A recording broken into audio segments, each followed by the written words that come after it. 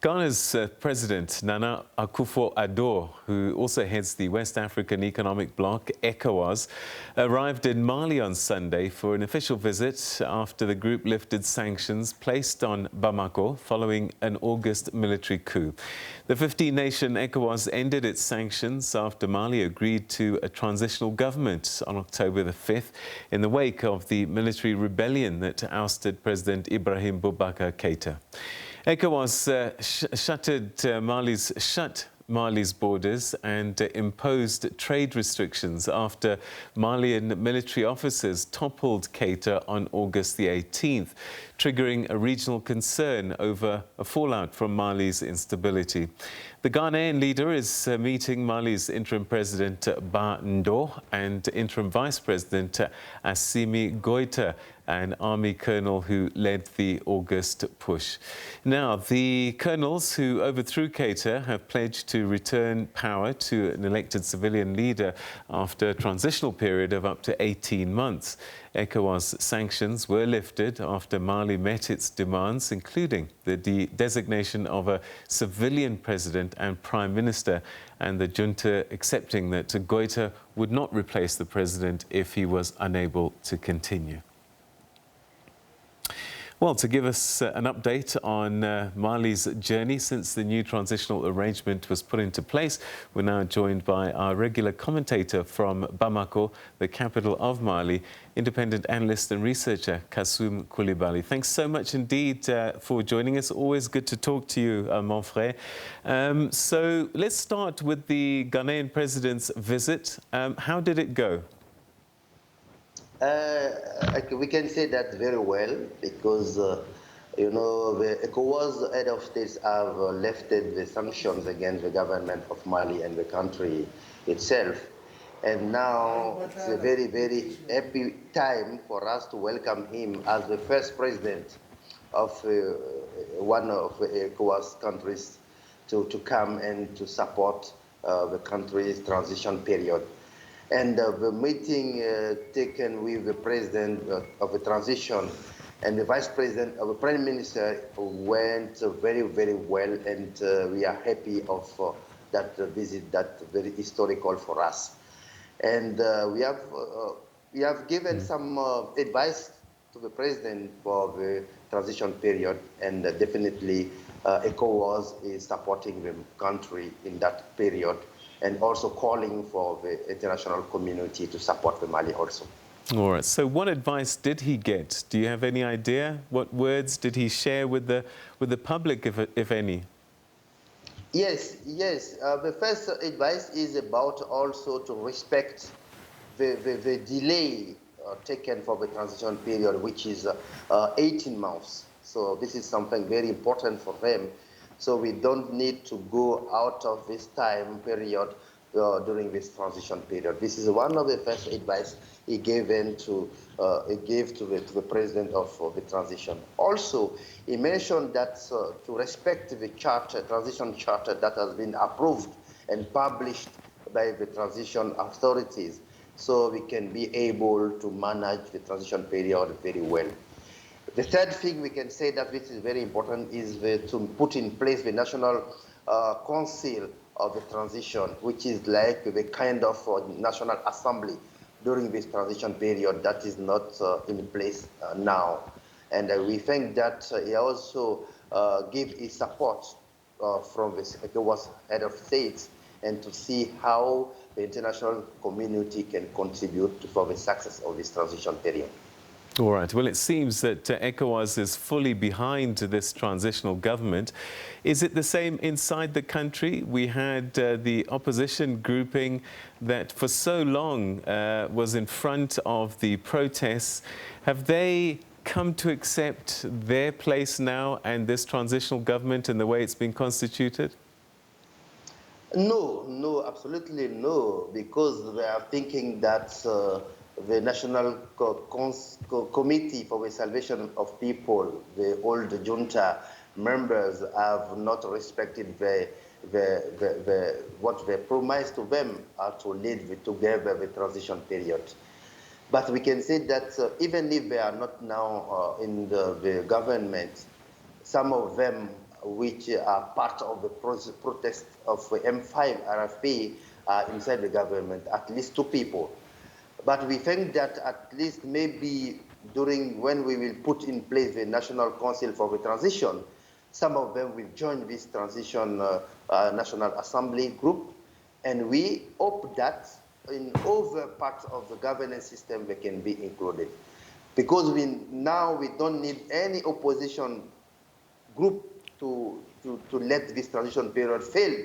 Because if the transition fails, all of the Mali will fail, and we cannot have a recovery time anymore. So we need to bring all of the people on table and to discuss and to have a good faith and to put in place a new government process, a new governance system, and a new governance period after the election in 2022. If things don't start to change for the better quite soon, might you see more protests on the ground? Because in the end, people want the economy to change, and that's why they wanted Boubacar Keita to leave. Yes, it's true. It's true. We need to be very careful, and the new government in place need to act, quickly, so we can have some possible situation for the economy to be quick recovery in time.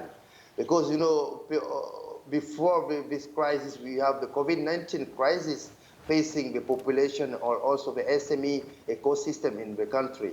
Now we came to the institutional and political, socio-political situation again, and now we need to push things at the economical level so people can be able to get money and to get job and to be able to feed their families.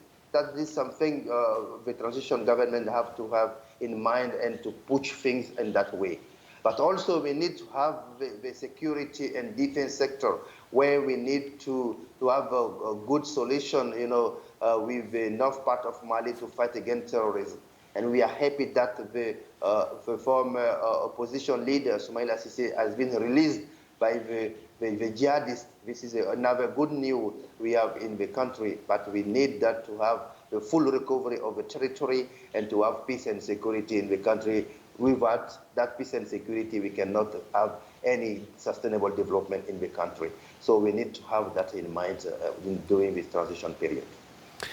All right, let's talk a little bit about the power, the real power in the country. Yes, you have a civilian president and a civilian prime minister, but you have an army guy who's the deputy president, and it was the army that took power.